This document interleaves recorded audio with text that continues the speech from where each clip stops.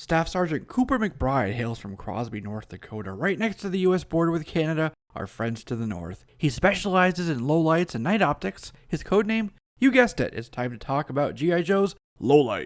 Before we start, I want to thank you, whether it's your first time here or you're back for more for watching the channel. Don't forget to subscribe because we upload content just like this every single week. Let's jump into this video. There are some slight variations to Cooper's backstory, however, most of it is consistent, and it can all fall upon the same timeline, and the story goes like this. When Cooper was a boy, he was terrified of the dark.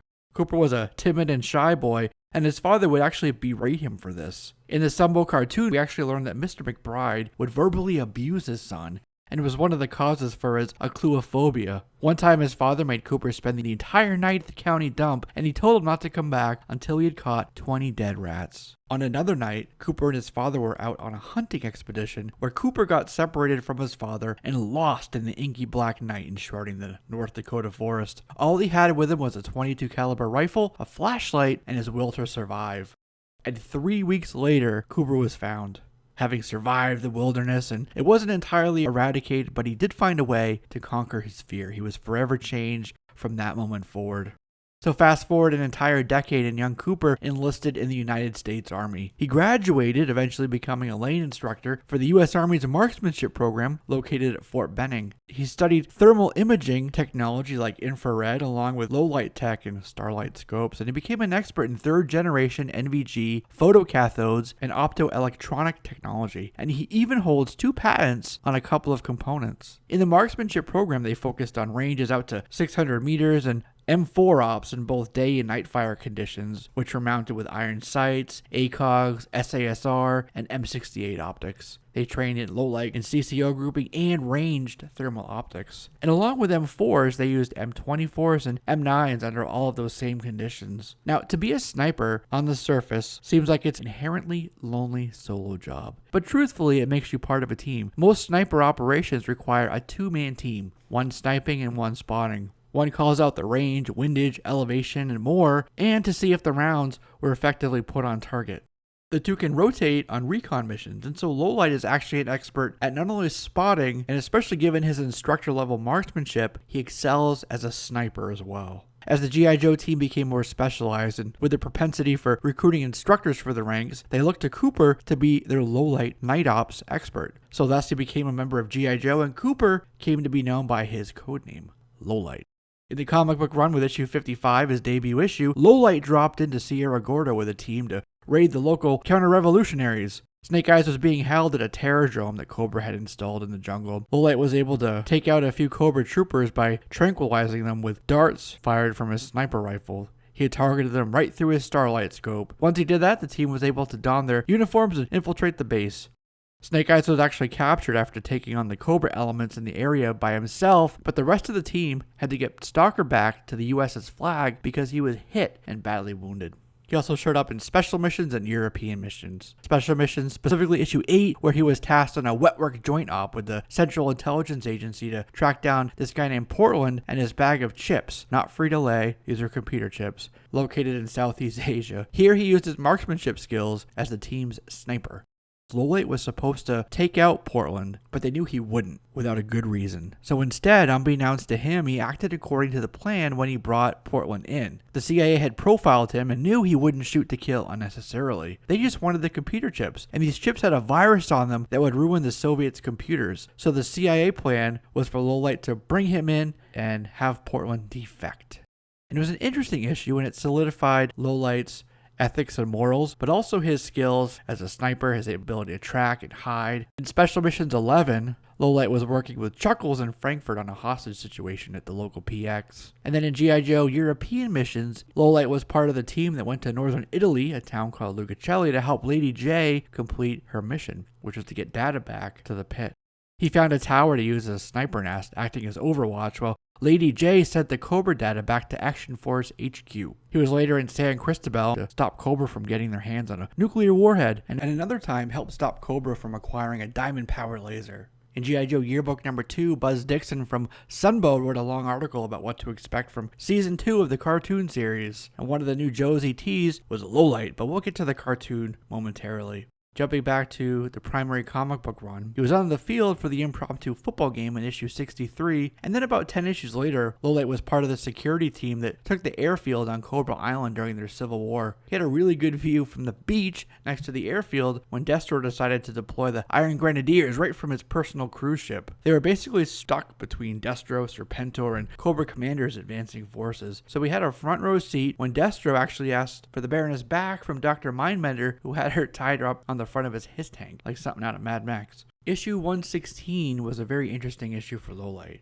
He suddenly changed into his 1991 action figure gear and somehow went from blonde hair to black hair. Bad for night ops, I don't know, but it was changed. And he kept it all through issue 119, which is the issue where Cobra wanted to change Eddie Murphy and Prince out for robots for some reason, and continued with it through issue 130, so I guess it was a permanent change at that point. And then came the decommissioning and non-canon time for the G.I. Joe team. And for this dark period, Lowlight was on active reserve and started working for the U.S. Army's CID, the Criminal Investigation Division, the same outfit that Chuckles worked for. Lowlight was called up for a few missions, most notably a fight with the Iron Grenadiers in Sierra Gordo, where he was injured in an explosion from a mortar round. After the non-canon time period was over, Lowlight made a cameo in issue 167, now with ARAH back again being written by Larry Hama.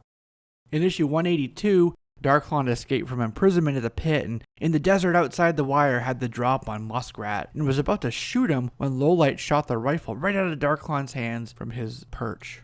In issue 190, LJ was in Southeast Asia with Chuckles, Jinx, and Lowlight under the cover of a humanitarian mission where they pretended they were working for the World Health Initiative. Well, Major Blood and General Tep showed up in this massive Soviet Hind attack helicopter and captured Lady J. Chuckles and Lowlight were both watching from afar, and after General Tep ordered the entire village be burned down, Chuckles and Cooper decided to kill Tep. Jinx the ninja and Lowlight the sniper went in covertly, while Chuckles stormed right through the front door of Tep's compound. The three operators put down dozens of enemies as they cleared the entire compound room by room. They had a really high kill count in this issue. They were able to take out Tep, his coup now a failure, and with Major Blood now on the run, mission success, and so they stole the Hind and made a very quick egress.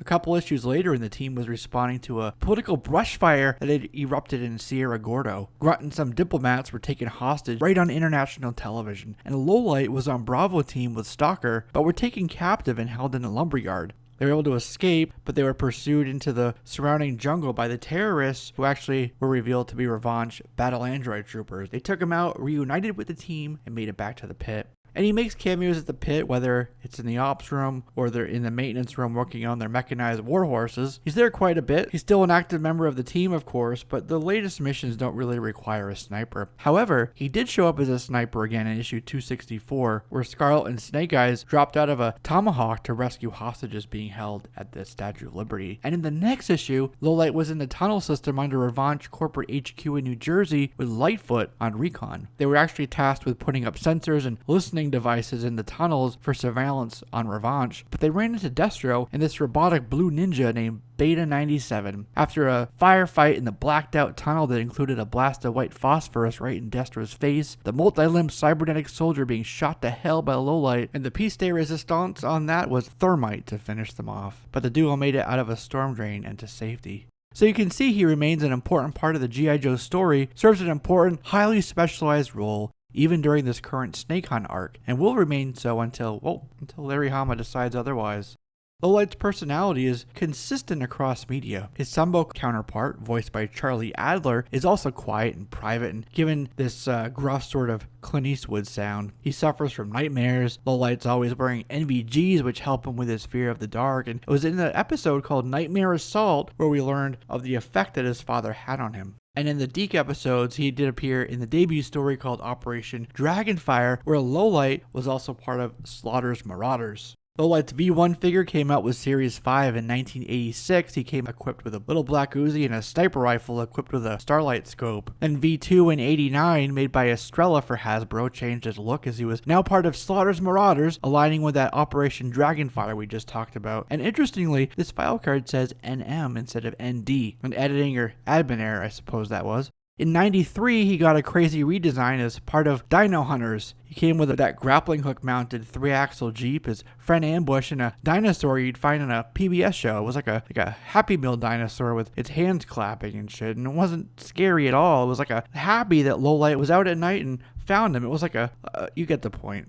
In 2003, Hasbro announced that there'd be a new 6-figure line based on Sky Patrol that would be released as a Walmart exclusive. Lowlight was actually intended to be a part of that line, using that mold from his old Estrella release. Well, the parachutes, it was decided, were a health and safety hazard, so the line was cancelled. V6 and 06 went from Hasbro Direct to being sold at Toys R Us, and V7 made Lowlight part of SWAT and made him a SWAT sharpshooter. Finally, version 9 was released in 2011 as part of Slaughter's Marauders battle set for the line's 30th anniversary. And so there you have it, my friends, the full story of Lowlight. That's a wrap on this one. As always, I do look forward to your comments, questions, additions, suggestions, and all of that down below. Don't forget to subscribe, check out our playlist, and share this with your friends so they can be a part of this rapidly growing JLS Comics family and enjoy all of our videos. I'm Jesse, this is JLS Comics, and I'll see you soon.